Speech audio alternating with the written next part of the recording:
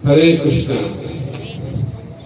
रामचंद्र भगवान की, रामनवमी महामहोत्सव की, श्रील प्रभुपाद की। तो আমরা সকালবেলায় দুপুরবেলায় কিষ্কিন্ধা কাণ্ডে প্রবেশ করেছি। কিভাবে রাম এবং লক্ষণ দুজনে পৌঁছে গেছেন পম্পা সরোবরের কাছে সুগ্রীবের সাহায্য লাভের জন্য। কারণ রামচন্দ্র ভগবানকে এই পরামর্শ দেওয়া হয়েছিল, আপনি যদি সীতাকে খুঁজে বার করতে চান তাহলে সুগ্রীবের সাহায্য অত্যন্ত গুরুত্বপূর্ণ। তো আমরা বালি এবং সুগ্রীব দুই ভাই, তাদের সম্বন্ধে কিছু আলোচনা করছিলাম। তো বালি হচ্ছে খুব শক্তিশালী। কত শক্তিশালী? তো রাবণ এসেছে একবার, তো বালি তখন গায়ত্রী করছিল।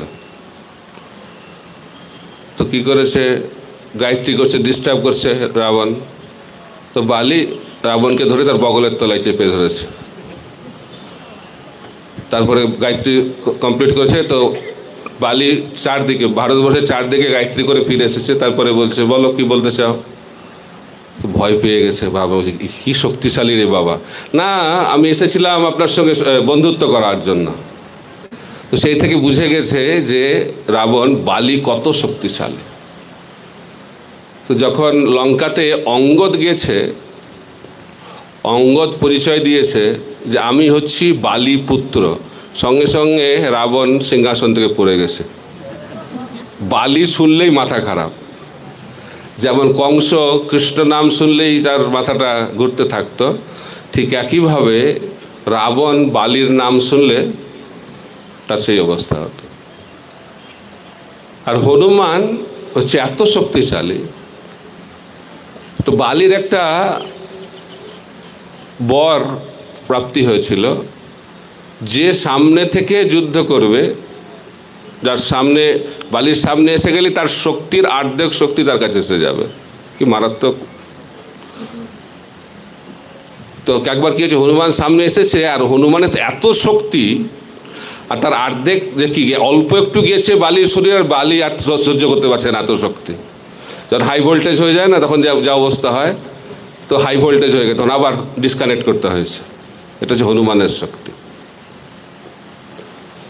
তখন বালি এত শক্তিশালী হলেও ধর্মকে মানে না, নিজের ভাইকে তাড়িয়ে দিয়েছে এবং ভাইয়ের বউকে উপভোগ করছে। তো রাবণ সীতাকে হরণ করে নিয়ে গেছে, তো রামপত্নী, কিন্তু বালি তার নিজের ভাইয়ের পত্নীকে উপভোগ করছে।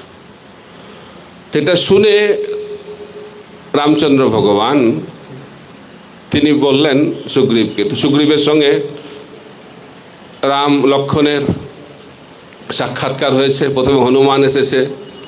তো হনুমান এসে পরিচয় দিয়েছে, আমি হচ্ছি সুগ্রীবের সেবক। হনুমান সবসময় নিজের পরিচয় দিতেন না, তিনি সবসময় ওনার প্রভুর পরিচয় দিতেন, তার দাস।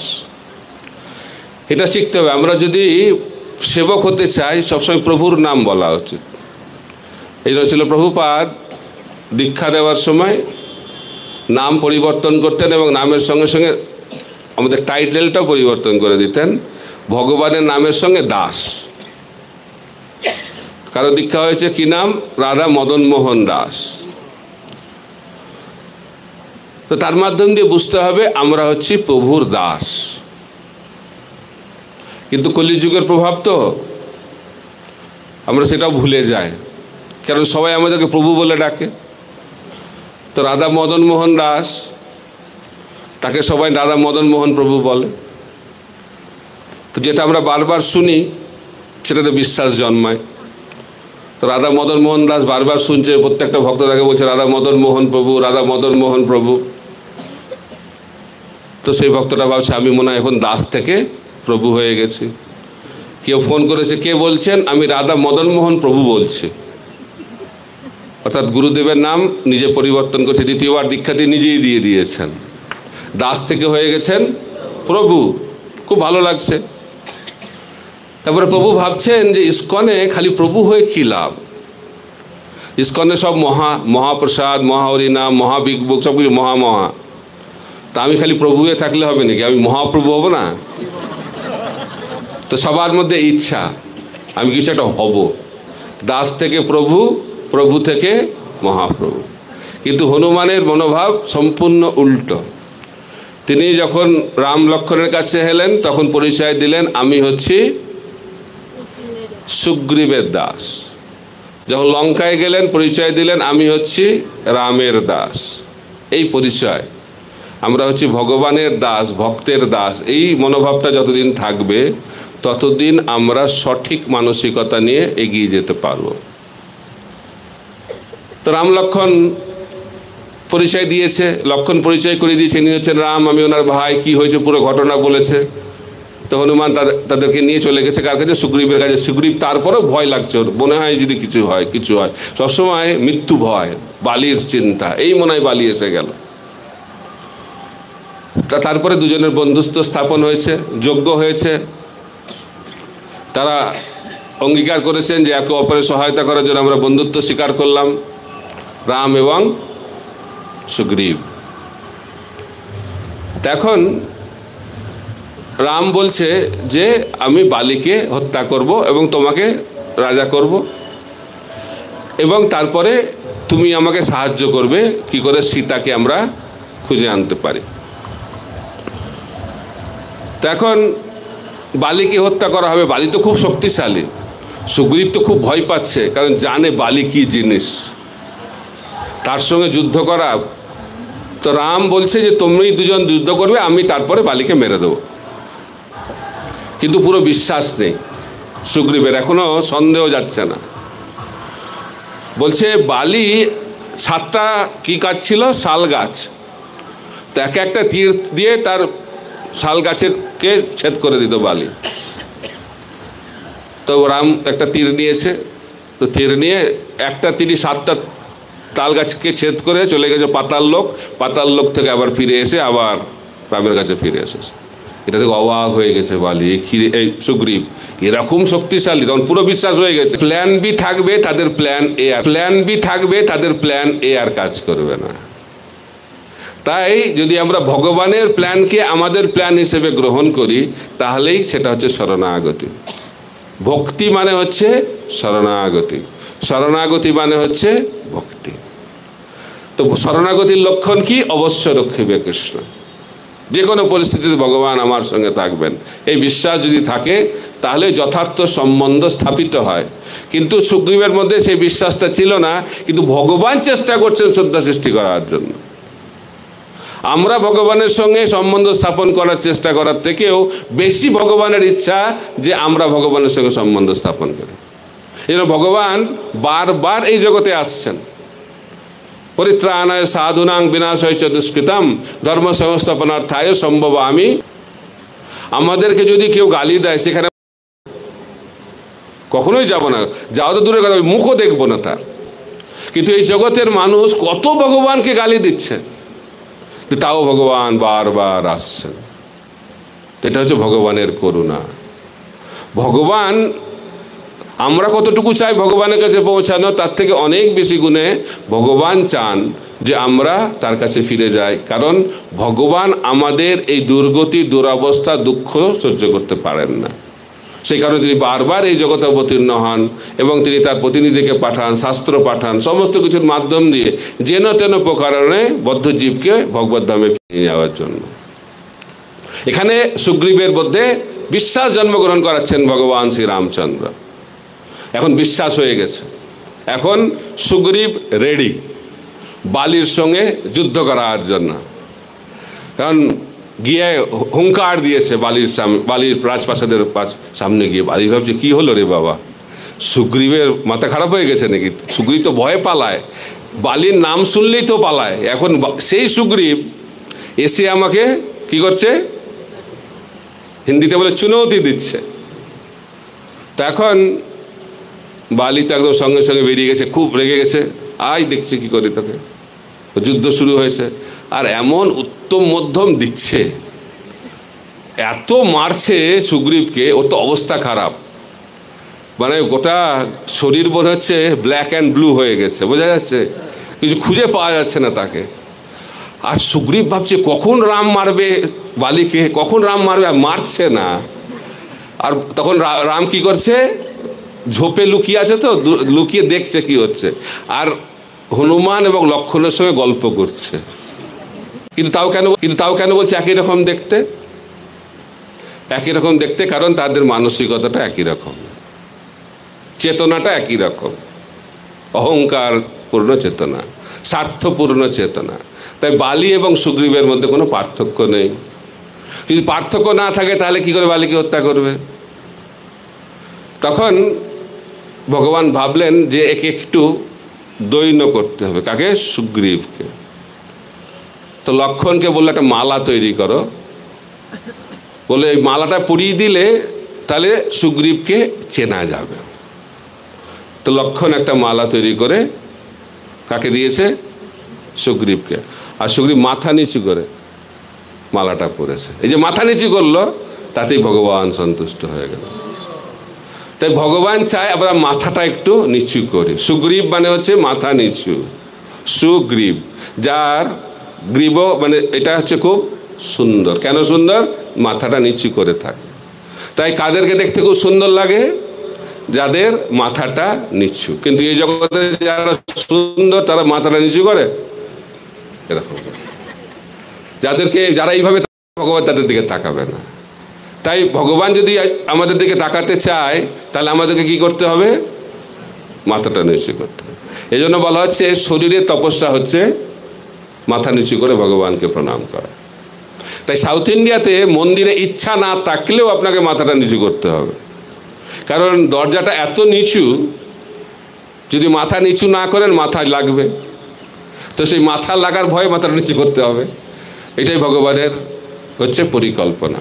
তো এখানে লক্ষ্মণ যখন মালাটা পরালো, তখন সুগ্রীব মাথা নিচু করে মালাটা গ্রহণ করলেন। বাহ্যিকভাবে রাম দেখালেন যে এখন আমি চিনতে পারবো। আবার গিয়ে হুঙ্কার দিয়েছে, বালি বালি বালি। ভাবছি এখনই তো দিলাম ওকে, আবার এসে গেছে, কোনো লজ্জা নেই, কোনো লজ্জা নেই ওর।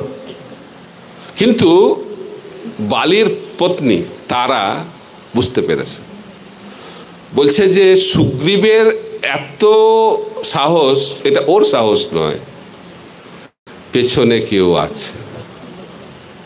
তো দুর্বল ব্যক্তি যখন খুব ক্ষমতা দেখায়, বুঝতে হবে তার পেছনে কেউ আছে। কে বুঝতে পেরেছে? তারা অলরেডি খবর পেয়ে গেছে যে রাম লক্ষ্মণ এখানে ঘোরাঘুরি করছে, আর সুগ্রীবের সঙ্গে বন্ধুত্ব হয়ে গেছে। আর তারা আরো ভালো করে জানে রাম লক্ষ্মণ কে এবং তাদের শক্তি কি। তখন তারা বালিকে কি করেছে? সাবধান করে দিয়েছে, দয়া করে যেও না, কারণ গেলে আর ফিরে আসবে না। কিন্তু অসুর বুদ্ধি, সুবুদ্ধি নাই তো, এই জন্য সদুপদেশ মাথায় ঢুকবে না। ঠিক যেভাবে রাবণের মাথায় ঢুকলো না, রাবণকে কে সদ্বুদ্ধি দিয়েছিল? মারিচ, মাথায় ঢুকলো না। একই জিনিস হচ্ছে বালি নিজের পত্নী সদ্বুদ্ধি দিচ্ছে, রাবণকেও ওনার পত্নী মন্দাদরী বুদ্ধি দিয়েছে, শুনছে না। তাই আসরিক প্রবৃত্তি পরায়ণ ব্যক্তিরা সদ উপদেশ গ্রহণ করেন না। তো এখানে দেখা যাচ্ছে যে বালি শুনল না তার স্ত্রীর কথা, পত্নীর কথা, আবার শুরু হয়ে গেছে যুদ্ধ হয়েছে। তো বালি দেখছে এখন মালা পরে চলে এসছে সুগ্রীব। তো অনেক জায়গায় বলছে বালির সঙ্গে সঙ্গে মালাটাকে ছিঁড়ে ফেলেছে। তো এখন যেই শুরু হয়েছে আবার বালি দিতে শুরু করেছে। বালি তো প্রচণ্ড শক্তিশালী না, সুগ্রীব ধারে কাছে আসতে পারবে না, এত শক্তি বালির। তো হচ্ছে আবার ওরকম মার খাচ্ছে। আর যখন এইভাবে তুলে সুগ্রীবকে তুলে আছাড় দিয়ে মেরে ফেলবে বালিকে, যখন এরকম অবস্থা হয়েছে, সঙ্গে সঙ্গে মুহূর্তের মধ্যে একটা তীর এসে বালির হৃদয়কে বিদীর্ণ করে দিল, আর বালি সঙ্গে সঙ্গে ভূমিতে পতিত হয়ে গেল। বুঝতেই পারছে না কেউ, হঠাৎ। তো বালি ভাবছে যে কি আমাকে তীরবিদ্ধ করলো। তো সেই সময় কে তীর মারছে যুদ্ধে, প্রত্যেকটা তীরে নাম লেখা থাকে এটা কার তীর। তো বালি সেই তীরটাকে বার করে দেখছে যে কার এই তীরটা। তো যখন কিছুটা বার করেছে হৃদয় থেকে, তখন দেখছে সেখানে লেখা আছে রাম নাম। তখন বুঝতে পেরেছে যে এটা হচ্ছে রামের তীর, রাম নাম উচ্চারণ হয়েছে। আর আচার্যরা ব্যাখ্যা করছেন যে আমরা কান দিয়ে রাম নাম শুনে হৃদয়ে পাঠাই, কিন্তু বালি এত ভাগ্যবান, রাম নাম সরাসরি তার হৃদয়ে প্রবেশ করেছে। বোঝা গেল? তো হৃদয়ে যদি রাম নাম ঢুকে যায় তাহলে কি হবে? হৃদয়টা পবিত্র হয়ে যাবে। যখনই দেখেছে যে রাম নাম, সঙ্গে সঙ্গে বালি শান্ত হয়ে গেছে, কারণ বালিও ভক্তভাব রয়েছে। তো কিন্তু এখন রাম চলে এসেছে, তো রামকে দেখে বালি এবং রামের কথোপকথন আছে, বিস্তারিতভাবে ব্যাখ্যা করা হচ্ছে। তো বালি বলছে আমি জানতাম, খুব মানে কঠোর বাক্য প্রয়োগ করছে বালি, আমি তো জানতাম আপনি হচ্ছেন ক্ষত্রিয় রাজা, মহান ব্যক্তি, অযোধ্যা থেকে এসেছেন, ভরতের ভাই, অনেক বলছে, অনেক গুণাবলী, কিন্তু আপনি কিভাবে আমাকে এইভাবে লুকিয়ে মারলেন? তা আপনার সম্বন্ধে যে সমস্ত ধারণা ছিল আমার সব ধারণা শেষ হয়ে গেল। তখন রাম বালিকে বোঝাচ্ছে যে ক্ষত্রিয় রাজারা সেই সমস্ত পশুদেরকে হত্যা করে যারা সমাজে উৎপাত তৈরি করে। আর যখন পশুদেরকে হত্যা করে সামনে থেকে হত্যা করে না, পেছন থেকেই করে। পশুদেরকে সামনে থেকে হত্যা করার নিয়ম নেই, পেছন থেকেই মারতে হয়। তুমি একটা পশু, আর তোমার উৎপাতে এখানে অনেক কিছু খারাপ হচ্ছে, তাই রাজা হিসেবে আমার কর্তব্য। ভরত হচ্ছে শহর এবং নগরের রাজা, আর তার যে জঙ্গল রয়েছে বনের রাজা হচ্ছি আমি, তার প্রতিনিধি হিসেবে আমি তোমাকে হত্যা করেছি, এতে কোনো অধর্ম নেই। এইভাবে রামচন্দ্র বোঝাচ্ছেন বালিকে।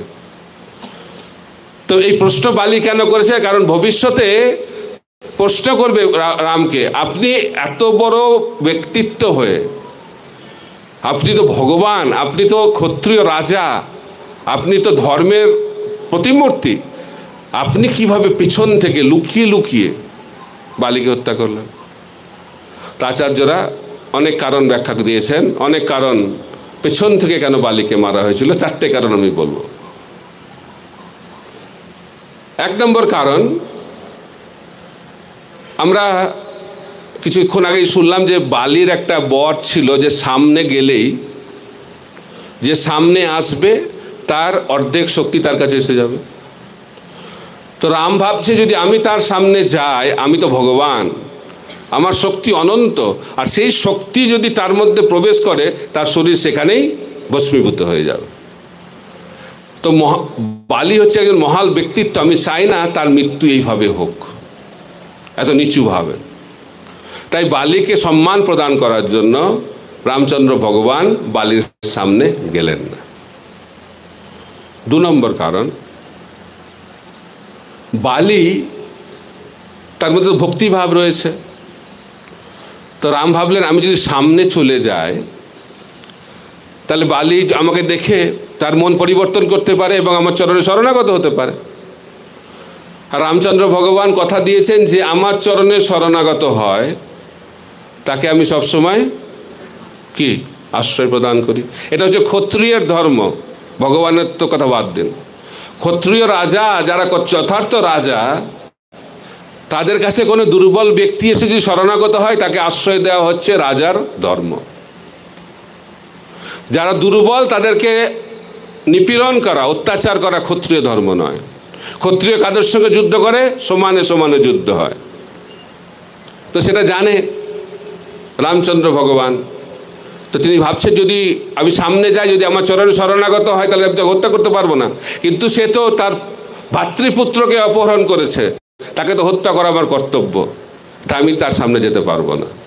কারণ সামনে চলে গেলে আমি সেই ধর্মটাকে পালন করতে পারবো না, কারণ আমি অলরেডি কথা দিয়েছি যে আমার চরণে শরণাগত হয় তাকে আমি আশ্রয় প্রদান করি। 3 নম্বর কারণ,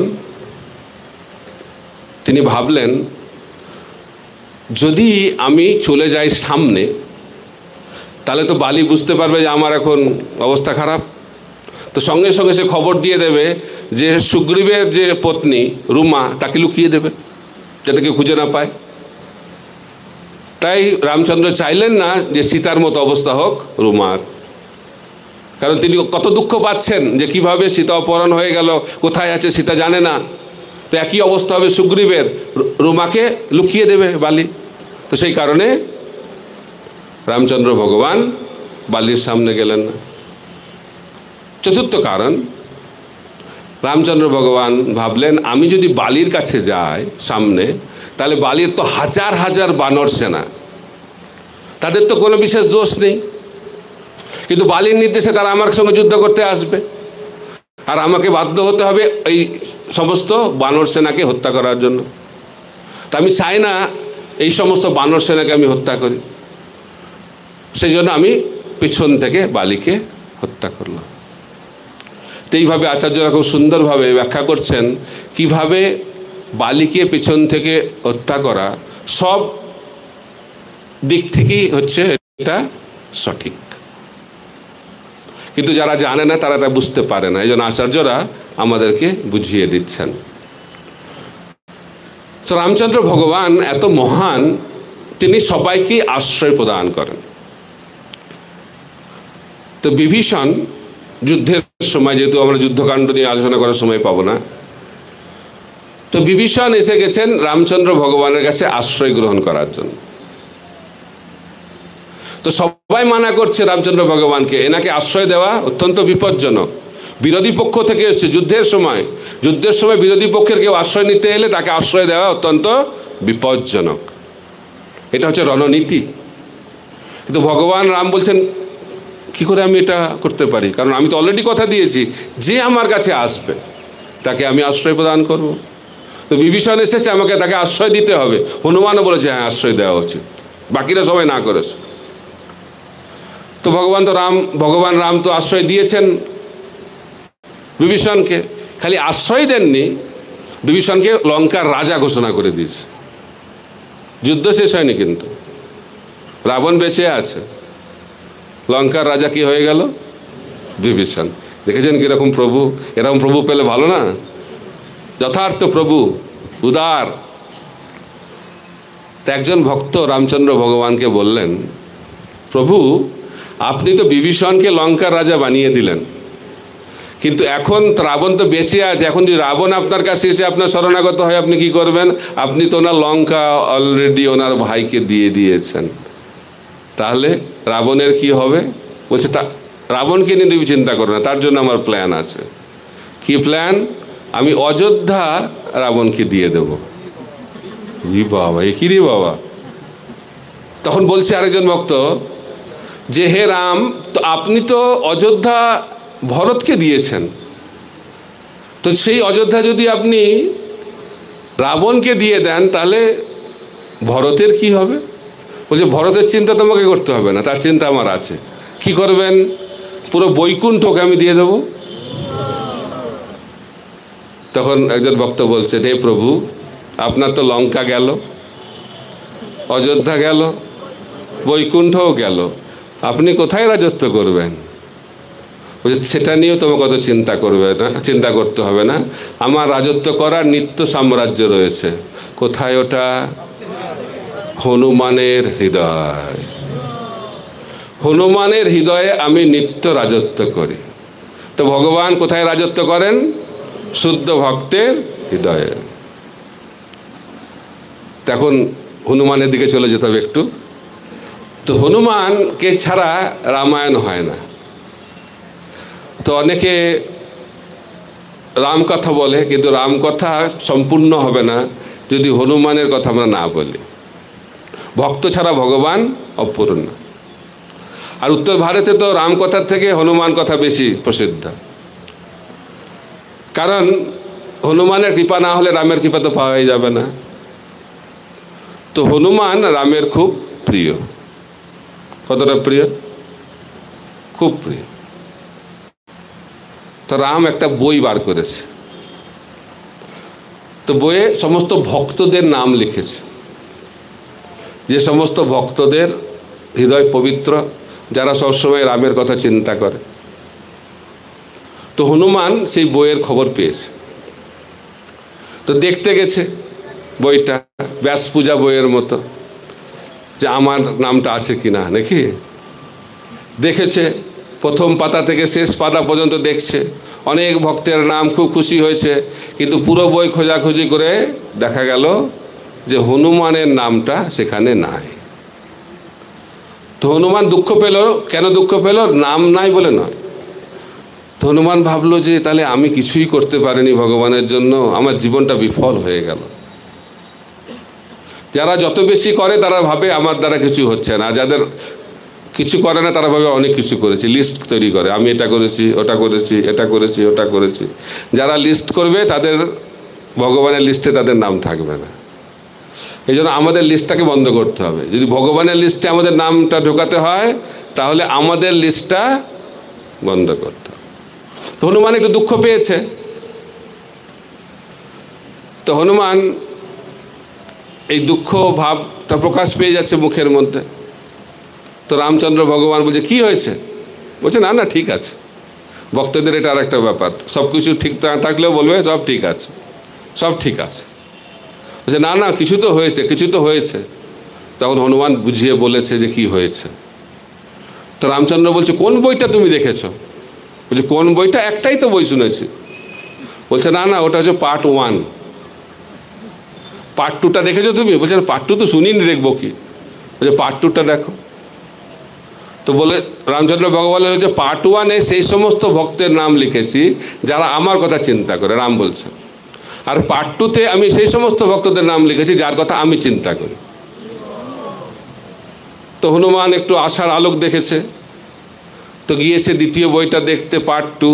প্রথম পাতা থেকে শেষ পাতা খুঁজেই যাচ্ছে।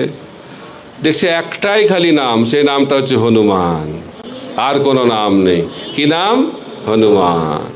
তাই ভক্তরা ভগবান রামের কথা চিন্তা করে, আর রাম কার কথা চিন্তা করে? হনুমানের কথা চিন্তা করে। কেন কেন করে সেটাও আপনাদেরকে জানতে হবে। কারণ হনুমান হচ্ছেন একজন মহান সেবক, আর মহান সেবক মানে তিনি হচ্ছেন দৈন্যতা চূড়ামণি। তো হনুমান তো হচ্ছে প্রধান, এই রাম লীলাতে প্রধান নায়ক। লঙ্কায় যুদ্ধে প্রধান নায়ককে হনুমান। এখন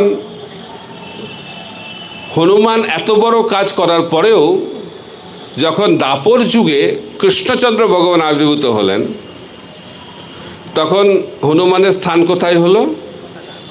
অর্জুনের রথের পতাকা। নায়ক হয়ে গেল দর্শক, হিরো হয়ে গেল জিরো। হনুমান কি কমপ্লেন করলো ভগবানের কাছে? অভিযোগ, এটা কি ধরনের বিচার? আমি এত কিছু করলাম আপনার জন্য ত্রেতা যুগে, দাপর যুগে, এই ফল? এত কিছু করার পরেও আপনি আমাকে পতাকা বানিয়ে দিলেন, দর্শক বানিয়ে দিলেন, জিরো বানিয়ে দিলেন। এরম বলছে কি? না। হনুমান হিরো হতে চান না, জিরো হতে চান না। হনুমান নায়কও হতে চান না, দর্শকও হতে চান না। হনুমান কি চান? ভগবান রামচন্দ্র যেটা চান সেটাই তিনি চান। তার নিজের কিছু চাওয়া পাওয়া নেই। এটা হচ্ছে শুদ্ধ ভক্তের লক্ষণ। অন্নাভিলাষিতা শূন্যম। নিজের কোনো অভিলাষ থাকবে না, একটাই অভিলাষ, যেটা ভগবানকে সন্তুষ্ট করবে, সেটাই হচ্ছে আমার ইচ্ছা। তো তিনি যদি আমাকে হিরো বানাতে চান, হিরো হব। যদি আমাকে জিরো বানাতে চান, জিরো হব। যদি পতাকা বানাতে চান, পতাকা হব। যা বানাতে চান ভগবান শ্রীরাম, আমি সেটাই হতে চাই, কোনো অসুবিধা নেই। তাই ছোট হতে শিখতে হবে। যারা ছোট হয় তারাই বড় হতে পারে, যারা নিচে থাকে তারা উপরে যায়। একবার একটা রাজা, নাস্তিক রাজা, জিজ্ঞেস করছে তার মন্ত্রীদেরকে, তোমরা তো ভগবানকে মানো, আমি তো ভগবানকে মানি না, তোমরা ভগবানকে মানো, তো জানো কি ভগবান সারাদিন কি করে? সারাদিন ভগবানের কি কাজ, ডেলি শিডিউলটা আমাকে জানাও তো। বজ্রপাত হয়ে গেছে। ভগবানকে মানি কিন্তু ভগবান সারাদিন কি করে জানি না, তো আমি কি করি সেটা জানি। কিন্তু ভগবান সারাদিন কি করে আমি তো জানি না। এখন রাজা প্রশ্ন করেছে, উত্তর না দিলে তো গর্দান যাবে, কি হবে এখন? খুব চিন্তা, খুব চিন্তা। তো একটা বাচ্চা ছেলে ছিল, সে বলছে আমি এই প্রশ্নের উত্তর দিয়ে দেবো। বলছে বাহ, অনেক সময় বাচ্চারা আমাদেরকে বাঁচায়, বোঝা গেল? অনেক সময় বাচ্চাদের বুদ্ধি আমাদের থেকে বেশি হয়ে যায়। তো এখন বাচ্চাটা বলছে আমি উত্তর দেবো এই প্রশ্নের। তো রাজা বলছে ঠিক আছে বলো। তো রাজা উঁচু সিংহাসনে বসে আছে, অনেক উঁচুতে বসে আছে। তো সেই বাচ্চাটি বলছে আপনি নিচে নেমে আসুন। ক্ষমতা দেখেছেন? রাজাকে বলছে আপনি উপর থেকে নিচে নামুন। বাচ্চা বলছে তার কিছু বলতেও পারছে না, রাজা হলেও কিছু বলা যাচ্ছে না, সুর করে নিচে নেমে গেছে। আর যখন রাজা নিচে নেমেছে, বাচ্চাটা উপরে গিয়ে সিংহাসনে বসে গেছে। কিরকম ভাবে চিন্তা করুন তো। বলছে দিব্য জ্ঞান উপর থেকে নিচে আসে। তো বলছে ঠিক আছে উপর থেকে নিচে আছে, কিন্তু তুমি বলো, এই প্রশ্নের উত্তরটা দাও, রাজা প্রতিদিন কি করে, না ভগবান সারাদিন কি করে? তো বলছে বাচ্চাটা রাজাকে, ভগবান এই সারাদিন করে। কি করে? এই যে এইটাই করে। কিন্তু রাজার মাথায় তো ঢুকছে না কি করে। তখন বুঝিয়ে বলছে আমাদের ভগবান সারাদিন এই কার্যটাই করে। কি কাজ? যারা নিচে থাকে তাদেরকে উপরে ওঠায়, আর যারা উপরে থাকে তাদেরকে নিচে নামায়। এটা হচ্ছে ভগবানের কাজ। তো কারা উপরে যেতে চান? উপরে যেতে চান না। উপরে যেতে হলে নিচে থাকতে হবে। তাই মহাপ্রভু শেখাচ্ছেন ত্রিনাদপি সুদিচ্ছেন। তাই আমরা যদি নিচে থাকি তাহলে আমরা ভগবত ধামে যেতে পারো। আর যদি আমরা উপরে উঠতে চাই, কিছুটা তো উঠবো, তারপরে সাপ সিঁড়ি খেলা রয়েছে, কখন যে সাপ গিলে ফেলবে, ব্যাস সঙ্গে সঙ্গে নিচে চলে আসে। এই জন্য কবু স্বর্গে কবু নরকে, এই আমাদের যে ভ্রমণ চলতে থাকবে। ব্রহ্মাণ্ড ভূমিতে কোনো ভাগ্যবান জীব গুরু কৃষ্ণ প্রসাদে পায় ভক্তিলতা বীজ। তো হনুমানের মধ্যে এই ধরনের কোনো বাসনা নেই। ভগবান যেটা চান তিনি সেটা করতেই প্রস্তুত। তো হনুমান কে? হনুমান একজন মহান ব্যক্তিত্ব, রাম ভক্ত। আমরা প্রথম দিন আলোচনা করছিলাম কিভাবে যে দিব্য পায়েসের পাত্র থেকে একটা অংশ, কিছুটা একটা বাজ পাখি নিয়ে কাকে দিয়েছে? অঞ্জনাকে দিয়েছে, হনুমানের মাকে। আর সেটা গ্রহণ করে অঞ্জনা গর্ভবতী হয়েছে। এই জন্য অঞ্জনার পুত্র হিসেবে তার নাম হচ্ছে অঞ্জনেয়। রাম ভক্ত হনুমান। তো আপনারা জানেন বিশেষ একটা লীলাতে শিব মোহিনী মূর্তি দর্শন করে বীর্যপাত হয়েছে। সে বীর্যকে ধারণ করেছেন কে? পবনদেব। সেই বীর্যটাকে নিয়ে তিনি কাকে দিয়েছেন? অঞ্জনাকে দিয়েছেন, এবং সেটার মাধ্যম দিয়ে অঞ্জনা গর্ভবতী হয়েছে। তো সেই কারণে হনুমান হচ্ছে শিবপুত্র। আর যেহেতু বায়ু সেটা নিয়ে গেছিলেন, সেই কারণে হনুমানকে বলা হয় বায়ুপুত্র, পবনপুত্র হনুমান। অসীম শক্তি, অসীম শক্তি, কিন্তু খুব সরল। হনুমানের এত মহান কার্য করার পরেও তার সরলতা নষ্ট হয়নি। কতটা সরল? কারণ রামচন্দ্র ভগবান সীতাকে খুব ভালোবাসেন এবং হনুমান সেটা ভালোভাবে জানেন। তাই হনুমানের ইচ্ছা, সীতাদেবী কি করেন যে রামচন্দ্র ওনাকে এত ভালোবাসে? ঘুর ঘুর ঘুর ঘুর করছে সীতার পেছনে পেছনে। তো হনুমান তো ব্রহ্মচারী, মাতাজি ভাবছে কি ব্যাপার, এই ব্রহ্মচারী আমার পেছনে ঘুরঘুর করছে কেন, হনুমান আমার পেছনে ঘুরঘুর করছে কেন? আর তাকিয়ে আছে এইভাবে। আর সীতাদেবী তখন সিঁথিতে সিঁদুর পড়ছিল, সেটা দেখে হনুমান জিজ্ঞেস করছে এটা কি করছেন আপনি? আপনি সিঁথিতে সিঁদুর দিচ্ছেন কেন? বলছে সিঁথিতে সিঁদুর দিলে রামচন্দ্র ভগবান খুব খুশি হন। তো হনুমান ভাবছে এইটুকু সিঁদুর দিলে যদি ভগবান খুশি হয়ে যায়, তাহলে আমি যদি গোটা শরীরটাকে সিঁদুর দিয়ে ভর্তি করে দিই তাহলে তো ভগবান কত খুশি হবেন। তো কী করেছে হনুমান? গোটা শরীরটাকে সিঁদুর দিয়ে ভর্তি করে দিয়েছে, আর লাল হয়ে চলে এসেছে ভগবানের কাছে। আর ভগবান সবাই হাসছে আর বলছে এই জন্য আমি এটা হয়েছি। এই জন্য দেখবেন হনুমানকে সিঁদুর দিয়ে সাজানো হয়, কারণ এটা হচ্ছে হনুমানের সরলতা। এখন সুগ্রীবের সঙ্গে রামের বন্ধুত্ব হয়েছে। বালি হত্যা হয়ে গেল, বালি হত্যার পরে এখন সুগ্রীব রাজা হয়েছে। যখন সুগ্রীবকে রাজা করেছে তখন চাতুর্মাস্য শুরু হয়েছে। তো রামচন্দ্র ভগবান বললেন এই 4 মাস কোথাও বেরোনো যাবে না, চাতুর্মাসে কখনো ভ্রমণ হয় না, এটা নিয়ম। তো ভগবান শ্রী রামচন্দ্র বললেন যে আমি এখানে গুহার মধ্যে থাকবো, আমি আর লক্ষণ, আর তুমি 4 মাস রাজত্ব করো কিষ্কিন্ধা। তারপরে চাতুর্মাস্য শেষ হওয়ার পরে আমরা একত্রিতভাবে আবার সীতার সন্ধান শুরু করব। রাজি সবাই। এখন সুগ্রীবের তো খুব আনন্দ, রাজা হয়ে গেছে। একটা পত্নী ছিল, সেই পত্নী তো পেয়েছেই রুমা, তার সঙ্গে সঙ্গে আবার এক্সট্রা পেয়েছে একজন বালির যে পত্নী তারা, তাকেও পেয়েছে, আর তো অনেক ভোগের জিনিস পেয়ে গেছে। অনেক দিন কষ্টে ছিল, তো ত্যাগ করেছিল অনেক দিন, তো এখন ভোগের সামগ্রী পেয়ে সব ভুলে গেছে। দিন রাত ভোগের মধ্যে থাকে, দিন রাত কীভাবে কাটছে, কীভাবে 4 মাস কেটে গেছে ভুলেই গেছে। 4 মাস হয়ে গেছে, তারপরে শরৎ ঋতু শুরু হয়ে গেছে, কিন্তু সুগ্রীবের আর দেখা নেই। হনুমান গিয়ে বলছে সময় হয়ে গেছে, এখন তো সমস্ত বানর সেনাদেরকে ডাকুন, আপনি তো রামের কাছে প্রতিজ্ঞা করেছিলেন যে 4 মাস পরে আপনি সীতার সন্ধানে বেরোবেন, কিন্তু আপনার তো সেই লক্ষণই দেখা যাচ্ছে না। আর হনুমান বারবার বলছে, কিন্তু সুগ্রীবের কোনো হোঁশ নেই। সে মেতে আছে, কিসে মেতে আছে? ভোগে মেতে আছে। আমরা যদি ভোগে মেতে থাকি তাহলে ভগবানকে ভুলে যাব। আমি আগেও আলোচনা করছিলাম, এই জন্য ভগবান আমাদেরকে এমন পরিস্থিতির মধ্যে পেলে যাতে ভোগ করার বিষয় থাকলেও ভোগ করতে না পারে।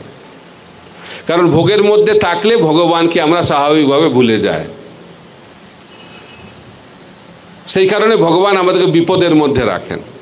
কারণ বিপদে থাকলে আমাদের কার কথা মনে পড়বে? ভগবানের কথা মনে পড়বে। তাই আপনারা ভগবানকে দোষ দেবেন না, ভক্তদেরকে কেন বিপদে ফেলে ভগবান। অনেকে অভিযোগ জানায়, আরে কতজন ভক্ত হচ্ছে। অনেক সময় দেখা যায় ভক্তদের থেকে তো বাইরের লোকেরা অনেকে বলে ভালো আছে। জব করছিলাম না তখন ভালো ছিলাম, জব করার পরে তো দেখছি জীবনটা আরও দুর্বিষহ হয়ে গেল। প্রথম দিকে তো ভালো চলছিল। কারণ আমরা ভক্তিতে কেন আসছি? জাগতিক জিনিস লাভ করার জন্য, সকাম ভক্তি। চাকরি পেয়েছে, প্রমোশন হচ্ছে না, এই উদাহরণটা আমি মাঝে মাঝেই দিচ্ছি। এখন চাকরি হয়েছে কিন্তু প্রমোশন হচ্ছে না, তো একজন ভক্ত বলছে আপনি জব করুন, তাহলে সব কিছু ভালো হবে।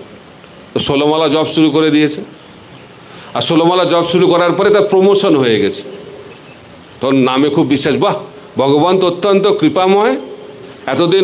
এতদিন প্রমোশন হচ্ছিল না, 16 মালা যেই শুরু করলাম প্রমোশন হয়ে গেল।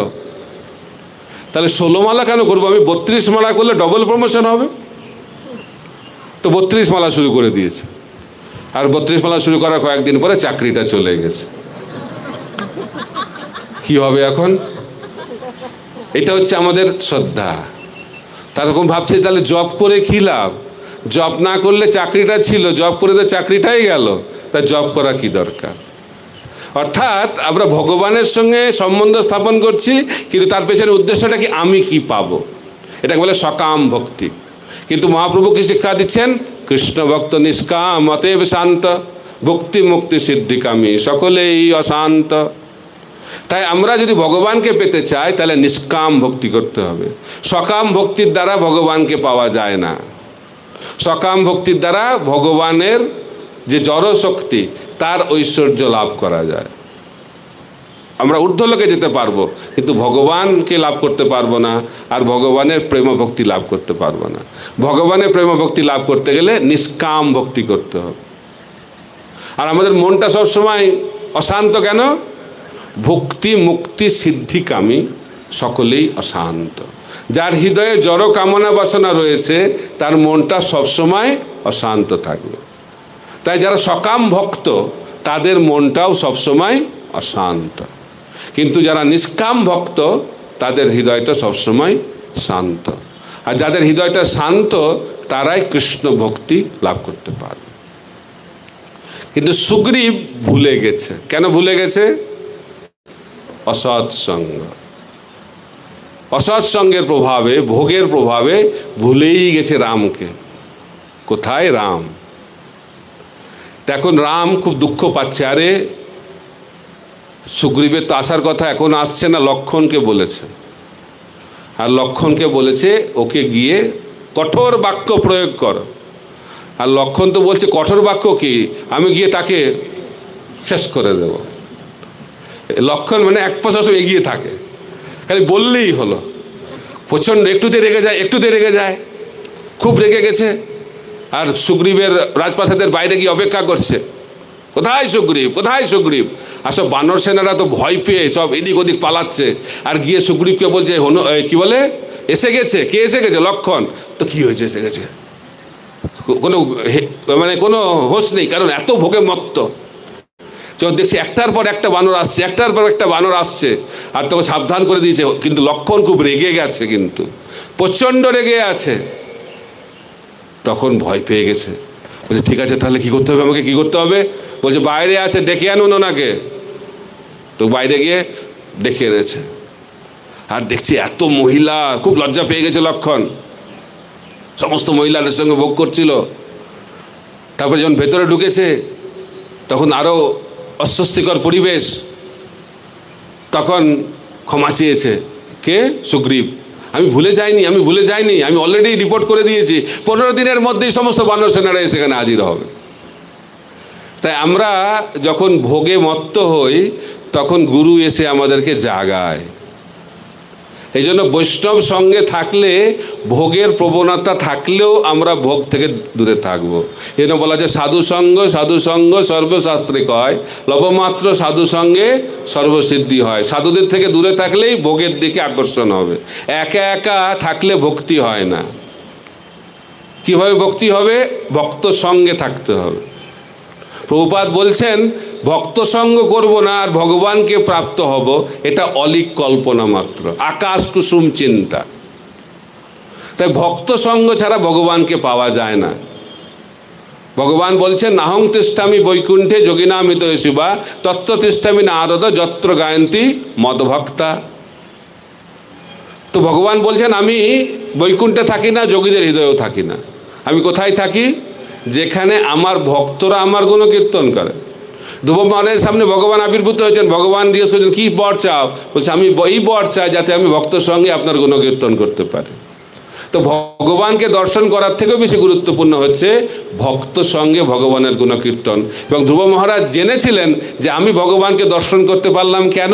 নারদ মুনির কৃপাতে। আমার তপস্যার জন্যই ভগবানকে দর্শন করতে পারিনি। পৃথিবীতে অনেকেই তপস্যা করে, কিন্তু আমি তপস্যা করে ভগবানকে পেলাম কেন? কারণ নারদ মুনির কৃপা রয়েছে।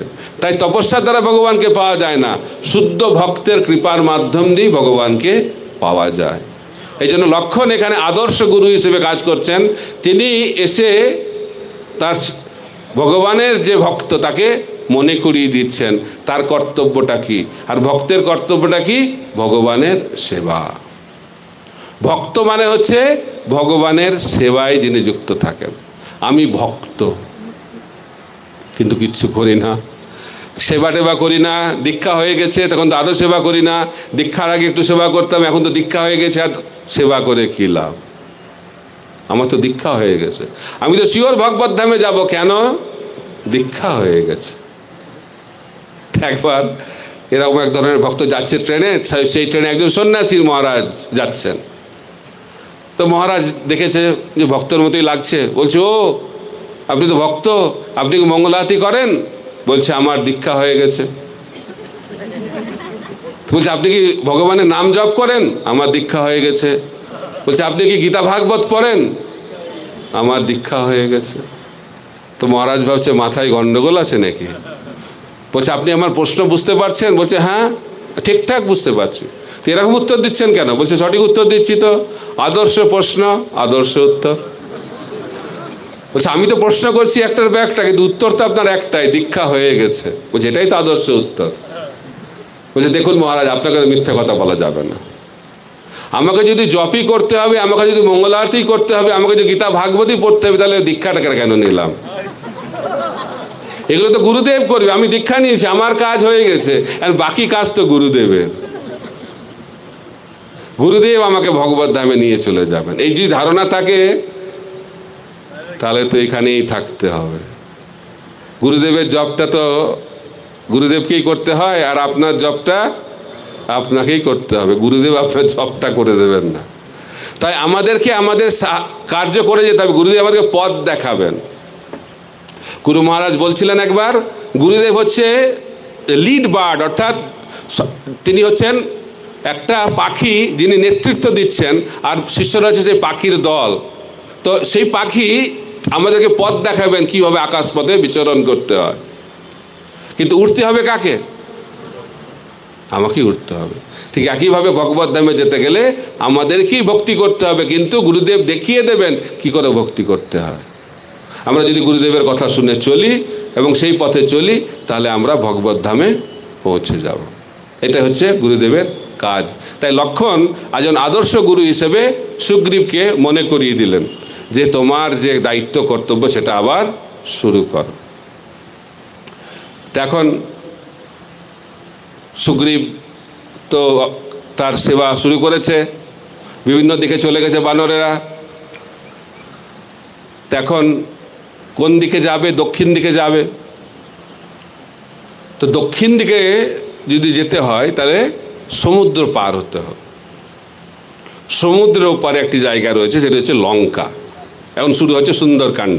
ঠিক আছে, সুন্দরকাণ্ড অল্প কয়েকদিনের জন্য হয়েছিল, কিন্তু সেটা একটা অত্যন্ত গুরুত্বপূর্ণ কাণ্ড রামায়ণ। এখন যাবে তো কিভাবে যাবে? কারণ 100 যোজন চওড়া সেই সমুদ্র। 100 যোজন মানে কত? 800 মাইল।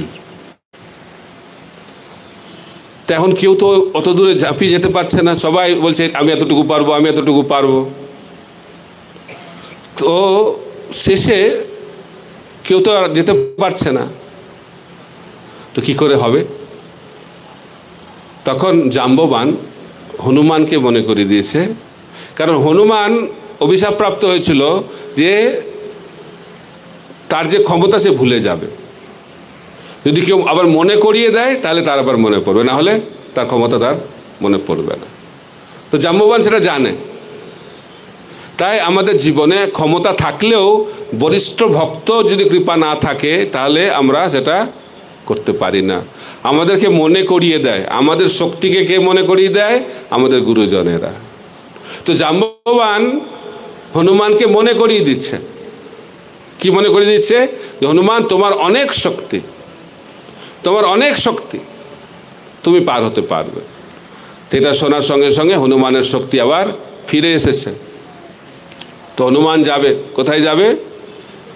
লঙ্কায় যাবে। উদ্দেশ্যটা কি? উদ্দেশ্যটা হচ্ছে সীতার সন্ধান। চিন্তা করুন, ব্রহ্মচারী এখন যাচ্ছে মাতাজির সন্ধানে। আমরা ভাবি যে ও আমাকে একটা সরল সেবা দিন, তাহলে আমি সুরক্ষিত থাকব। যারা মহান ভক্ত তারা ভগবানের জন্য যে কোনো সেবার জন্য প্রস্তুত, কিন্তু আমাদের সে নকল করলে হবে না, আমাদের সাবধান থাকাটাই গুরুত্বপূর্ণ।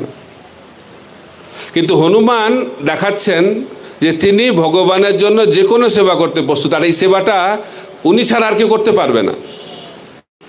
যখন এমার্জেন্সি হয় তখন এই সমস্ত নিয়ম কাজ করে না।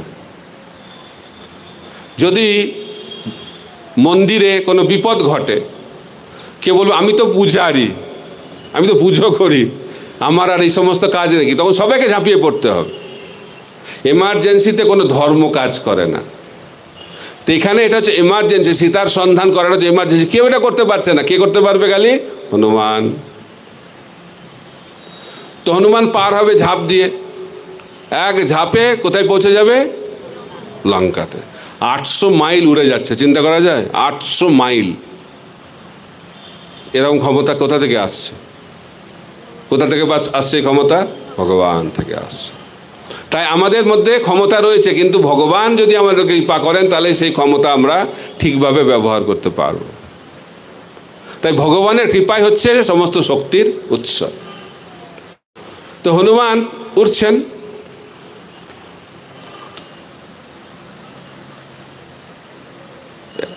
সাড়ে ছটা, তার আগে একটু গ্যাপ হবে তো নাকি?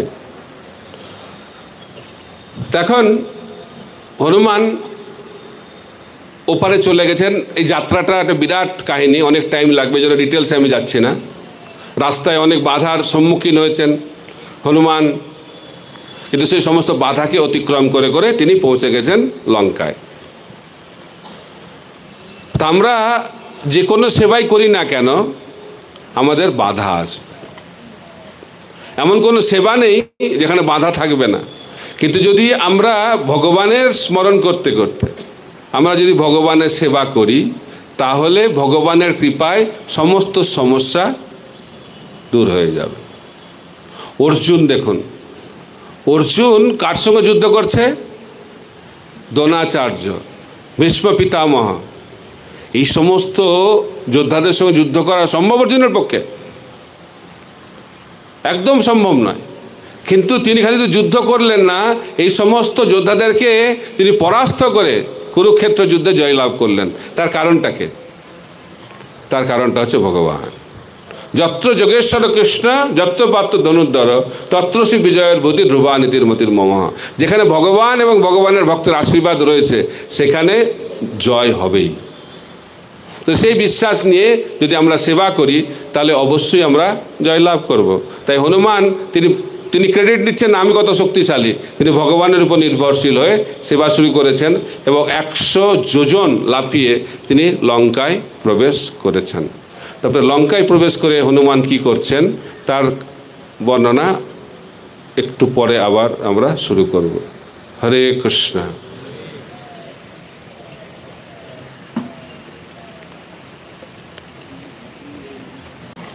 তো হনুমান লঙ্কাতে পৌঁছে গেছেন। তো এখন সীতাকে খুঁজছেন, কোথায় সীতা?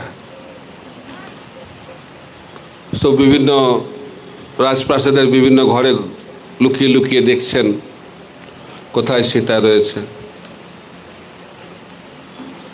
তারপরে সীতাকে খুঁজে পেয়েছেন। তো সীতা দেবী কোথায় থাকতেন আপনারা জানেন? লঙ্কাতে অশোক বনে। তো সেখানে তিনি থাকতেন। আর রাবণ প্রতিদিন এসে খুব উৎপাত করতেন, উৎপাত, ভয় দেখাতেন, বোঝাতেন। কিন্তু সীতা দেবী সবসময় রাবণকে সম্মান দিয়ে কথা বলতেন। তো একবার সীতা দেবী রাবণকে বলেছেন যে আপনি রামের সঙ্গে বন্ধুত্ব স্থাপন করুন, হাত ধরে বন্ধুত্ব স্থাপন করুন। তো এইভাবে সীতা দেবী দেখাচ্ছেন প্রতিকূল পরিস্থিতির মধ্যেও কিভাবে আদর্শ আচরণ বজায় রাখতে হয়। এত নিম্ন স্তরের ব্যক্তি এত নিম্নভাবে আচরণ করছেন সীতা দেবীর সঙ্গে, কিন্তু সীতা দেবী সবসময় ভদ্র এবং সম্মান দিয়ে ব্যবহার করছেন। তাই সম্মানসূচক ব্যবহার এটা হচ্ছে ভক্তের অলংকার। তো ভক্তকে কি করে চেনা যাবে? কিভাবে আচরণ করছে ভক্ত। খালি বললে হবে না, আচরণের মাধ্যম দিয়ে শিক্ষা দিতে হবে। এটা বলে আচার। শিল ভক্তিসিদ্ধ সরস্বতী ঠাকুর প্রভুপাদ বলতেন, প্রচার যে করতে চায় তো তাকে প্রথমে বিচার অর্থাৎ শাস্ত্র জানতে হবে। শাস্ত্র সিদ্ধান্ত যিনি জানতে পারেন তিনি প্রচার করার প্রাথমিক যোগ্যতা অর্জন করেন। বিচার, বিচারের পরে আচার। আচার মানে যেটা আমি জানলাম সেটা জীবনে আচরণ করা। আর যখন আমরা আচরণ করব তখন আমরা প্রচার করতে পারব। যদি আমি আচরণ না করি, খালি বলি, তাহলে প্রচার হবে না। লেকচার দিয়ে প্রচার হয় না। কি দিয়ে প্রচার হয়? আচরণ দিয়ে প্রচার হয়। তো বলা হচ্ছে শুদ্ধতাই হচ্ছে বল। প্রভুপাদ বলতেন প্রচার হচ্ছে সার আর শুদ্ধতাই হচ্ছে বল। তো যারা শুদ্ধ তাদের আচরণটা অত্যন্ত উন্নত মানের হয়। শুদ্ধ ভক্তের আচরণ অত্যন্ত উন্নত মানের। প্রভুপাদ বলছেন যারা ভগবানের শুদ্ধ ভক্ত তাদেরকে যদি কেউ হত্যা করারও চেষ্টা করে, সেই ভক্তের হৃদয়ে প্রতিশোধ স্পৃহা থাকে না, তাদের জন্য ভক্তরা প্রার্থনা করে। উদাহরণ হচ্ছে প্রহ্লাদ মহারাজ। প্রহ্লাদ মহারাজকে ওনার বাবা কত না প্রচেষ্টা করেছে তাকে হত্যা করার জন্য, কিন্তু যখন হিরণ্যকশিপুকে হত্যা করা হলো, নৃসিংহদেব ভগবান তাকে হত্যা করলেন, তখন প্রহ্লাদ মহারাজ তার বাবার হয়ে ক্ষমা চেয়ে নিচ্ছেন। বলছে, হে প্রভু, আমার বাবা তো আপনার চরণে অপরাধ করেছে, তো আপনি ওনাকে ক্ষমা করুন, ওনাকে উদ্ধার করুন। তখন নৃসিংহদেব ভগবান বললেন, প্রহ্লাদ, এটা তোমাকে বলতে হবে না। যে কুলে তোমার মতো মহাভাগবত জন্মগ্রহণ করেছে, তো সেই কুলের কত পুরুষ? কত? 21 পুরুষ এদিক আর ওদিক সব উদ্ধার পেয়ে যাবে। তাই ভগবানের শুদ্ধ ভক্তরা এই জগৎকে উদ্ধার করে দিতে পারে। বাসুদেব দত্ত মহাপ্রভুকে বললেন, আমার মনে একটা ইচ্ছা। কি ইচ্ছা? যে এই জগতের জীবেরা এত কষ্ট পাচ্ছে, আমি চাই তারা উদ্ধার প্রাপ্ত হোক এবং তাদের যে নরক যন্ত্রণা, তার সমস্ত নরক যন্ত্রণা আমি নিজে গ্রহণ করতে চাই। তো মহাপ্রভু বললেন, তোমার ইচ্ছা তো পূর্ণ হবে, তোমাকে তো নরক যন্ত্রণা গ্রহণ করতে হবে না, তোমার ইচ্ছাতেই সমস্ত ব্রহ্মাণ্ড উদ্ধার পেয়ে গেছে।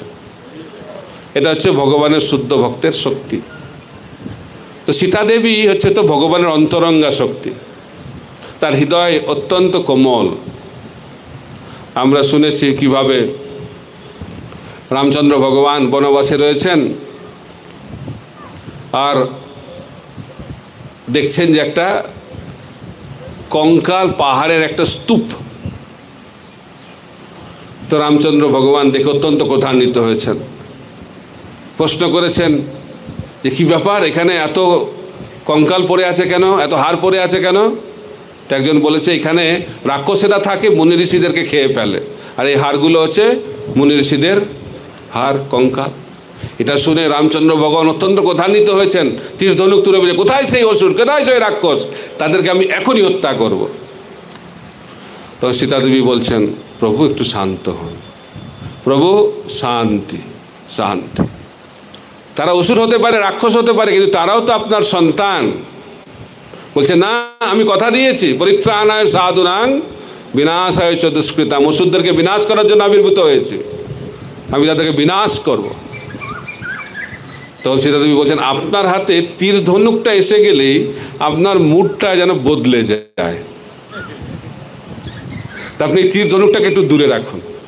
বলছে, না, আমি তীর ধনুক ধারণ করব, কারণ এটা দিয়েই ধর্ম স্থাপিত হবে, কিন্তু তুমি যেহেতু ইচ্ছা করেছ, তোমার ইচ্ছা আমি পূর্ণ করব। কিন্তু এই লীলাতে সম্ভব নয়। কোন লীলাতে সম্ভব? আমি যখন কৃষ্ণ লীলাতে আসবো, সেই ইচ্ছা পূর্ণ হবে। সীতাদেবী বলে, ঠিক আছে, ইচ্ছা পূর্ণ হবে।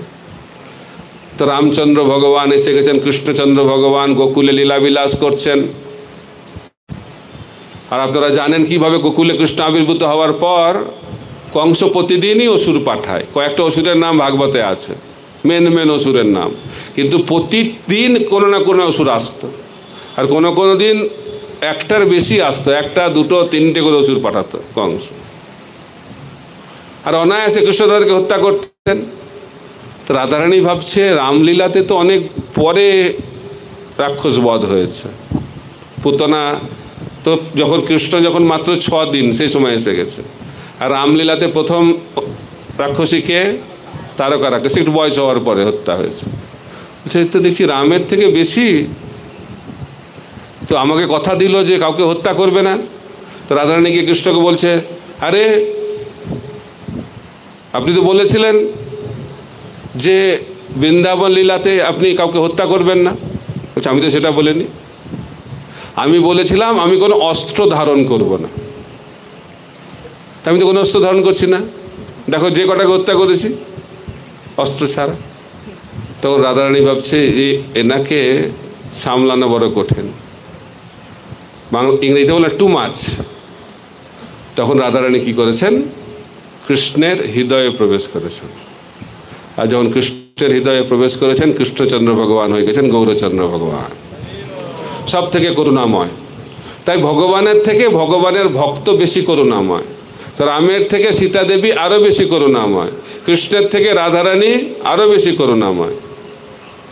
আর চৈতন্য মহাপ্রভু হচ্ছে করুণার সাগর, না মহাসাগর, মহাসাগর। আর তার থেকেও বেশি করুণাময় হচ্ছে নিত্যানন্দ প্রভু। যেখানে গৌরচন্দ্র ভগবানও করতে পারেন না কৃপা, তাদেরকে কৃপা করেন কে? নিত্যানন্দ। চৈতন্য মহাপ্রভু প্রেম আলিঙ্গন দিয়ে কৃষ্ণ প্রেম দিয়েছেন, আর নিত্যানন্দ প্রভুকে প্রেম আলিঙ্গনও দিতে হয়নি, তাকিয়েছে কৃষ্ণ প্রেম। নিত্যানন্দ প্রভু যার দিকে তাকাবে তার আর উপায় নেই, কি হয়ে যাবে তার? কৃষ্ণ প্রেম। তো নিত্যানন্দ প্রভু হচ্ছে কৃপার প্রতিমূর্তি। তো রামচন্দ্র ভগবান অত্যন্ত দয়াময়, কিন্তু রামচন্দ্রের থেকেও বেশি দয়াময় হচ্ছে সীতা দেবী। তখন এখানে রামচন্দ্র ভগবান এই লীলাতে সীতাহরণের মাধ্যম দিয়ে বিরহ প্রকাশ করছেন।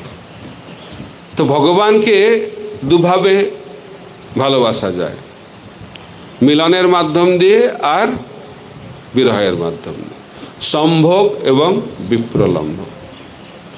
তো রামচন্দ্র ভগবান যখন বনবাসে ছিলেন, সেই সময় তিনি নবদ্বীপেও এসেছিলেন।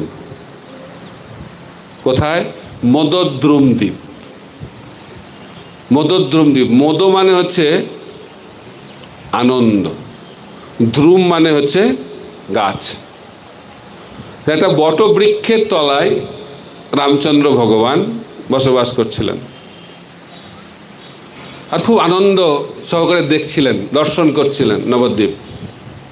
তো সীতা দেবী রামচন্দ্র ভগবানকে জিজ্ঞেস করলেন, আপনি এত আনন্দ পাচ্ছেন, কি ব্যাপার?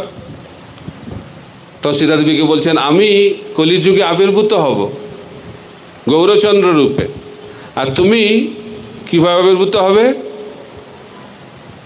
আমার পত্নী রূপে আবির্ভূত হবে। তার নাম কি হবে? বিষ্ণুপ্রিয়া। আর কৌশল্যা হবে শচীমাতা। আর আমি 24 বছর বয়সে সন্ন্যাস গ্রহণ করব, আর সন্ন্যাস গ্রহণ করে আমি বনে গমন করব। সীতাদেবী ভাবলেন, এটা আবার কীরকম ব্যাপার? তিনি বললেন, যদি সন্ন্যাসী নেবে তাহলে বিবাহ করার কি দরকার? এটা ভালো লাগছে না শুনে। যখন মহাপ্রভু সন্ন্যাস নেন বয়স 24, তখন বিষ্ণুপ্রিয়ার বয়স কত? 16। আর মহাপ্রভু অপ্রকটের পর অনেক দিন তিনি এই জগতে ছিলেন, বলছে টোটাল 96 বছর। সন্ন্যাসের পরে 80 বছর তিনি এই জগতে ছিলেন। বিষ্ণুপ্রিয়া দেবী বিরহের চরম প্রতিমূর্তি, বিষ্ণুপ্রিয়া দেবী। তখন সীতাদেবীকে বলছেন, এই লীলাতে সীতাদেবীকে রামচন্দ্র ভগবান বলছেন, তুমি বনে যাবে, তুমি বনে যাবে, আর আমি তোমার স্বর্ণমূর্তি পূজা করব। তো আপনারা জানেন কিভাবে, এটা তো প্রথমবার বনবাস, তারপরে দ্বিতীয়বার আবার একটা বনবাস হবে সীতাদেবীর। প্রথমবার বনবাস হবে, সীতাদেবীকে বোঝাচ্ছেন রাম যে তোমার বনে যাওয়া উচিত নয়, কারণ বনে গেলে বনের অবস্থা খুব বিপদসংকুল, খালি পায়ে হাঁটতে হবে। সীতাদেবী তো কখনো মানে সবসময় যখন রাজপ্রাসাদ থেকে বেরিয়েছে কী করে গেছে? পালকি করে গেছে, তো কখনো তো ভূমিস্পর্শ হয়নি। এখন খালি পায়ে ভূমিস্পর্শ হবে, পায়ের মধ্যে কাঁটা ঢুকবে, পাথর লাগবে, অসহ্য কষ্ট। কিন্তু সীতাদেবী বললেন যে আমি ছোটবেলা থেকেই প্রস্তুত। কেন প্রস্তুত? কারণ একজন জ্যোতিষী আমার হাত দেখে বলেছিল যে আমার 2বার বনবাস আছে, তাই আমি প্রথম থেকে জানি আমাকে বনে যেতে হবে, আমি সবসময় প্রস্তুত। তাই যারা ভবিষ্যৎ জানে তারা সবসময় প্রস্তুত থাকে। তাই ভক্তরা মৃত্যুকে ভয় পায় না, কারণ জানে মৃত্যু আসবেই। কিন্তু এই জগতের মানুষ মৃত্যুকে খুব ভয় পায়। কেন? জানে না মৃত্যুটা কি, আর আরও জানে না মৃত্যুর পরে কোথায় যাবে। অন্ধকার সব, মৃত্যুর সময় অন্ধকার, আর মৃত্যুর পরে তো আরও অন্ধকার। কিন্তু ভগবানের ভক্তরা জানে যে মৃত্যুটা কি, আর মৃত্যুর পরে সে কোথায় যাবে। আমরা একটা সুন্দর কাহিনী শুনছিলাম অনন্ত আলোয়ার। তো অনন্ত আলোয়ার তিনি রঙ্গনাথের সেবা করতেন। তো রঙ্গনাথের সেবা করতেন, ফুল মালা গাঁথতেন। তো একদিন কি হয়েছে, অনন্ত আলোয়ারকে সর্প দংশন করেছে, সাপে কেটে দিয়েছে। তা সত্ত্বেও সেবা করে যাচ্ছে। মালা নিয়ে এসছে কার কাছে? বালাজির কাছে। রঙ্গনাথ না, বালাজি ভগবানের সেবা করেন।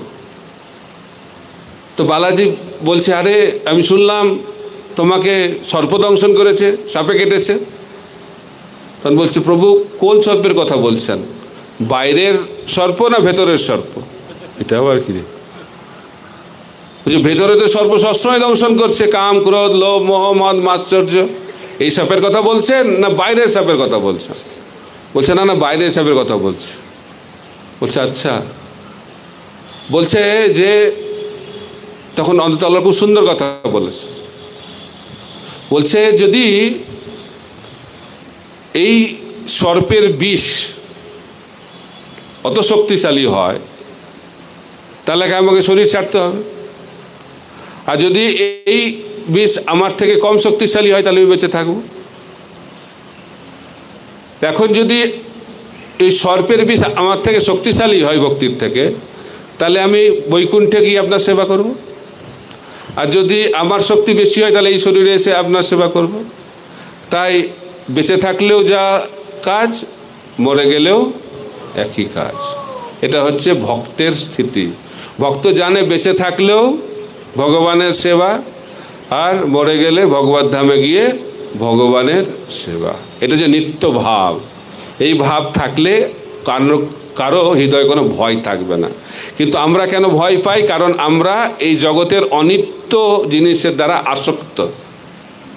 অনিত্য বিষয়ে আসক্তি থাকলে ভয়ের জন্ম হয় হৃদয়ে। আমরা যেহেতু এই জগতের প্রতি আসক্ত, তাই ভয়, কি হবে কি হবে কি হবে চিন্তা। আর যাদের মধ্যে এই দুশ্চিন্তা রয়েছে তারা কখনো কৃষ্ণ ভক্তির স্বাদ আস্বাদন করতে পারবে না। তাই কৃষ্ণ চিন্তা করলে এই জগতের দুশ্চিন্তা চলে যায়। এই জন্য ভগবান শ্রীকৃষ্ণ গীতাতে বলছেন মনমনা ভব। তাই হনুমান ভগবানের সেবা করার জন্য গেছেন লঙ্কাতে, সীতাকে খুঁজে পেয়েছেন, লঙ্কাকে জ্বালিয়ে দিয়েছেন। লঙ্কাকে জ্বালিয়ে দিয়েছে। কিভাবে জ্বালিয়ে দিয়েছে? তার রাবণ চেষ্টা করছে কাকে জ্বালানোর জন্য? হনুমানকে জ্বালানোর জন্য। তো হনুমানের লেজে আগুন জ্বালিয়ে দিয়েছে। তখন কি হবে? গরম লাগবে না ঠান্ডা লাগবে? প্রচণ্ড গরম লাগবে। আর এখন তো আপনারা আরো বুঝতে পারছেন কি গরম হবে। আরতির টাইম হয়ে গেছে, বলছে আরতির টাইম হয়ে গেছে। তো এখন গরম লাগছে, কিন্তু হনুমানের গরম লাগছে না। কেন? সীতাদেবী অগ্নিদেবকে প্রার্থনা করেছেন যেন হনুমানের কোনো অসুবিধা না হয়। তো সেই আগুনটা এয়ার কন্ডিশনের মতো হয়ে গেছে, খুব ঠান্ডা লাগছে হনুমানের। তাই ভগবানের যারা শরণাগত ভক্ত, এই জগতের কোনো বিপদ তাকে স্পর্শ করতে পারবে না। প্রহ্লাদেরও তাই হয়েছিল। তো হনুমান ভাবছে যে আগুন যখন লাগিয়েছে এটাকে সেবাতে লাগানো উচিত, রামের সেবাতে। তো কি করছে? পুরো লঙ্কাকে জ্বালিয়ে দিয়েছে। কি ক্ষমতা! বলছে হনুমান বলছে রাবণকে, দেখেছেন আমি হচ্ছি রাবণের একটা নগণ্য সেবক, তার এরকম ক্ষমতা। রাম এলে কি হবে আপনার? এভাবে বোঝাচ্ছে। তো রাম ভক্ত যারা তারা অত্যন্ত শক্তিশালী, কারণ রামের শক্তিতে তারা শক্তিমান। তো সীতার সঙ্গে দেখা হয়েছে, তো সীতাকে গিয়ে সীতা যখন হনুমানের সঙ্গে কথা বলছে তখন অভিযোগ জানিয়েছে এখনো কেন রাম এলো না, এখনো কেন এলো না, এবার অভিযোগ জানিয়েছে। তো হনুমান এত সুন্দরভাবে বুঝিয়েছেন যে রাম সবসময় আপনার চিন্তাতে মগ্ন, সবসময় আপনার চিন্তাতে মগ্ন, বিরহ, তীব্র বিরহ। সীতা দেবীও সবসময় রাম চিন্তায় মগ্ন, আর রামচন্দ্র ভগবানও সবসময় সীতা দেবীর চিন্তায় মগ্ন। এটাই হচ্ছে ভক্ত এবং ভগবানের সম্বন্ধ। এখন হনুমান ফিরে এসেছেন কার কাছে? রামের কাছে। এসে খবর দেবে, কি খবর দেবে? আমি সীতাকে খুঁজে পেয়েছি। কিন্তু সেভাবে বলছেন না, এটা একটা অদ্ভুত। তিনি বলছেন খুঁজে পেয়েছি সীতাকে আমি। এটা আবার কি ধরনের? খুঁজে পেয়েছি সীতাকে আমি, ইংরেজিতে বলছে ফাউন্ড সীতা আই। গ্রামার অনুযায়ী তো পুরো ভুল সেন্টেন্স হয়ে গেল। খুঁজে পেয়েছি সীতাকে আমি, কিন্তু সেন্টেন্সটা কীরকম হওয়া উচিত? আমি সীতাকে খুঁজে পেয়েছি। এটা কেন বলছে? এটা তো আচার্যরা সুন্দরভাবে ব্যাখ্যা করছে। সেবা যারা করে সেখানে আমি থাকলে আর হবে না সেবা। কে করছে সেবা সেটা গুরুত্বপূর্ণ না, সেবাটা হচ্ছে বেশি গুরুত্বপূর্ণ। কিন্তু আমরা কি আগে কি বলতে, আমি করেছি, আমি, এই অহংকার ভাব থাকলে ভগবানের সঙ্গে সম্বন্ধ স্থাপন করা যাবে না। তাই সব থেকে কি গুরুত্বপূর্ণ? রামচন্দ্র অত্যন্ত উদ্বিগ্ন রয়েছেন যে সীতাকে খুঁজে পেয়েছে কিনা, প্রথমেই তার উদ্বেগটাকে দূর করার জন্য বলেছে খুঁজে পেয়েছি। তারপরে সঙ্গে সঙ্গে রামের উদ্বেগ চলে গেছে। তারপরে বলছে সীতাকে। কে খুঁজে পেয়েছে ওটা তো গুরুত্বপূর্ণ না, আমি। কিন্তু আমাদের জীবনে কি প্রথমটা কে আসবে? আমি। দেখেছেন, কেউ করতে পারলো না, আমি করে দেখালাম। এত বানর সেনা ছিল, কে করলো? আমি করেছি। কিন্তু হনুমানের মধ্যে সেই ভাব নাই, সেই জন্য তিনি হচ্ছেন মহান ভক্ত। আর রাম অত্যন্ত সন্তুষ্ট হয়ে গেছে। তাই আমাদেরকে জানতে হবে যে সেবাটা হচ্ছে গুরুত্বপূর্ণ, কে করছে সেবাটা সেটা গুরুত্বপূর্ণ নয়। তাই আমরা যদি ভগবানের প্রিয় হতে চাই তাহলে এই ভাব নিয়ে সেবা করা প্রয়োজন। তাই আমরা সবসময় চেষ্টা করব যে কৃতিত্ব না নেওয়ার। ছিল প্রভুপাদকে যখনই বলো তো প্রভুপাদ আপনি এত কিছু করেছেন, প্রভুপাদ বলতেন আমি কিচ্ছু করিনি, যা কিছু হয়েছে কিভাবে হয়েছে? গুরুদেবের কৃপাতে এবং আমার শিষ্যদের কঠোর পরিশ্রমের ফল। তিনি কৃতিত্ব সবসময় গুরুদেবকে দিতেন এবং তার শিষ্যদেরকে দিতেন। এটাই হচ্ছে যথার্থ ভক্তের লক্ষণ। তাই আমাদের যদি যথার্থ শিষ্য হতে হয়, যথার্থ সেবক হতে হয়, তাহলে গুরুদেবের হৃদয়টাকে বুঝতে হবে। হনুমান গুরুদেবের হৃদয় অর্থাৎ তার প্রভুর হৃদয়, রামের হৃদয়কে বুঝতে পেরেছিলেন।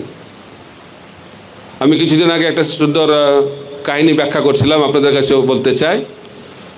ছিল ভক্তি সিদ্ধান্ত সরস্বতী ঠাকুর প্রভুপাদ, তিনি ওনার গুরুদেবের একমাত্র শিষ্য।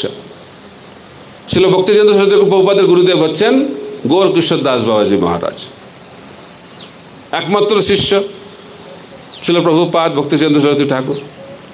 ওনাকে 3টে নির্দেশ দিয়েছিলেন। প্রথম নির্দেশ, কখনো শিষ্য বানাবে না। 2 নম্বর নির্দেশ, কোনো জড়জাগতিক লোকেদের সঙ্গে মেলামেশা করবে না। 3 নম্বর, কলকাতা কখনো যাবে না। এবার কি রে বাবা? আর ছিল সরস্বতী ঠাকুর প্রভু বলছেন আমি আমার গুরুদেবের এই 3টে নির্দেশ যথার্থভাবে পালন করেছি। ভক্তরা বলছে সত্যি নাকি? আমরা জানি কিভাবে। ছিল সরস্বতী ঠাকুর প্রভুপাদের হাজার হাজার শিষ্য। ছিল সরস্বতী ঠাকুর প্রভুপাদ এই জগতের সমস্ত উচ্চবিত্ত মানুষদের সঙ্গে সবসময় মেলামেশা করতেন। আর ওনার প্রিচিং হেডকোয়ার্টার ছিল কলকাতা। তাহলে কি করে তিনি 3টে নির্দেশ পালন করলেন। তাই শব্দ দিয়ে নির্দেশকে বোঝা যাবে না, সে নির্দেশের ভাবটাকে বুঝতে হবে। ঠিক যেভাবে আমরা কালকে আলোচনা করছিলাম যে লক্ষণ ছিল ভাবজ্ঞ, লক্ষণ জানতেন রাম কি চায়, ঠিক একইভাবে সরস্বতী ঠাকুর প্রভুপাদ জানতেন যে ওনার গুরুদেব গৌরকৃষ্ণ দাস বাবাজি কি চান। তাই তিনি বলছেন, সরস্বতী ঠাকুর প্রভুপাদ বলছেন, আমি কোনো শিষ্য বানাইনি, আপনারা হচ্ছেন সব আমার গুরুদেবের প্রতিনিধি। তাই শিষ্যরা যখন প্রণাম করতে আসতেন তিনি বলতেন দাস অস্মিন, আমি আপনাদের দাস। শিষ্যদেরকে আপনি বলে কথা বলতেন। এটা হচ্ছে সরস্বতী ঠাকুর প্রভুপাদের স্থিতি। তাই তিনি কোনো শিষ্য বানাননি, সত্য। তিনি বলছেন আমি কোনো জড়জাগতিক যোগের সঙ্গ করিনি, কারণ সঙ্গ মানে তাদের কাছ থেকে কিছু নেওয়া। বলছে আমি কারো কাছ থেকে কিছু নিইনি, আমি সবাইকে কৃষ্ণ ভক্তি দিয়েছি। তাই সরস্বতী ঠাকুর প্রভুপাদ তার গুরুদেবের নির্দেশ পালন করেছেন। আর বলছে আমি কখনো কলকাতাতে যাইনি। কিরে বাবা, আমি সব সময় বাগবাজার গৌরীয় মঠে গিয়েছি, যেটি হচ্ছে বৈকুণ্ঠ। এইভাবে সরস্বতী ঠাকুর প্রভুপাদ দেখাচ্ছেন গুরুদেবের নির্দেশ কিভাবে পালন করতে হয়। ঠিকভাবে পালন করতে গেলে ভাবটাকে বুঝতে হবে। তাই হনুমান রামের হৃদয়ের ভাবটা জানেন এবং সেই ভাব অনুযায়ী তিনি সেবা করে থাকেন। আর টাইম হয়ে এলো নাকি? চলছে, প্রশ্নোত্তর হবে। তো হনুমান একটু বলে দিই কীভাবে সেতু বন্ধন হলো। সেতু বন্ধনটা না বললে রামায়ণ পূর্ণ হয় না। সেতু বন্ধন, তারপর রাম সীতার মিলন তো হবেই। অলরেডি তো খবর পেয়ে গেছে রাম যে সীতা কোথায় আছে, তো অলরেডি মিলন হয়ে গেছে। তো এখন যুদ্ধে যাবে, তো কি করে পার হবে? এখন তো প্লেনে করে চলে যাবে, প্লেন ছিল না। হাজার হাজার লক্ষ লক্ষ বানর সেনা কিভাবে যাবে? তো রামচন্দ্র ভগবান তো অত্যন্ত ক্রোধান্বিত হয়েছেন এবং সমুদ্রকে তীরবিদ্ধ করে বলছে পুরো সমুদ্রকে শুকিয়ে দেব। তখন সমুদ্রদেবী বলছে না না, এটা করলে ভালো হবে না, তা আপনি সেতু বন্ধন করুন। সেতু বন্ধন, তো পাথর দিয়ে সেতু হবে, পিলার তো তোলা যাবে না, তো টাইম নাই। তো পাথর নিয়ে এসেছে ভক্তরা, হনুমান থেকে শুরু করে সবাই পাথর ফেলছে আর পাথরগুলো ভাসছে। সে পাথর দেখেছেন, এখনো আছে রামেশ্বরমে, যদি যাবেন দেখতে পাবেন। পাথর জলে ভাসছে। পাথর জলে ভাসে নাকি? পাথর কোথায় যায়? জলে ডুবে যায়। তো প্রভুপাদ বলছেন যখন ভগবান কার্য করে, এই জগতের যে মধ্যাকর্ষণ শক্তি আর কাজ করে না। বোঝা যাচ্ছে? তাই ভগবান এই সমস্ত নিয়মের অতীত। এই জন্য ভগবান হচ্ছেন ত্রিগুণাতীত। তাই ভগবানের লীলা হচ্ছে ত্রিগুণাতীত। জন্ম কর্ম চমে দিব্যম। তো একদিন কি হয়েছে, হনুমান দেখছে যে রাম ভাবছে যে আমার নাম লিখছে আর পাথর জলে ফেলছে আর পাথর ভাসছে, তাহলে আমি দেখি তো কি করি। তো রাত্রিবেলায় রাম পাথর ফেলছে জলে, ভাবছে ভাসবে, ডুবে যাচ্ছে, আর হনুমান মিচকি মিচকি হাসছে। তো এই লীলার মাধ্যম দিয়ে আমরা কি শিক্ষা পাই? ভগবানের নাম ভগবানের থেকে শক্তিশালী। তাই ভগবানের ভক্তরা যখন পাথর ফেলছে, ভগবানের নাম লিখে পাথর ভাসছে, কিন্তু ভগবান যখন পাথর ফেলছে তার কি অবস্থা? ভাসছে না। কিন্তু এটা আসল কারণ নয়। ভগবান পাথর ফেলছেন, অর্থাৎ পাথর ভগবান থেকে আলাদা হয়ে গেল, তাহলে ডুবতে হবে তাকে।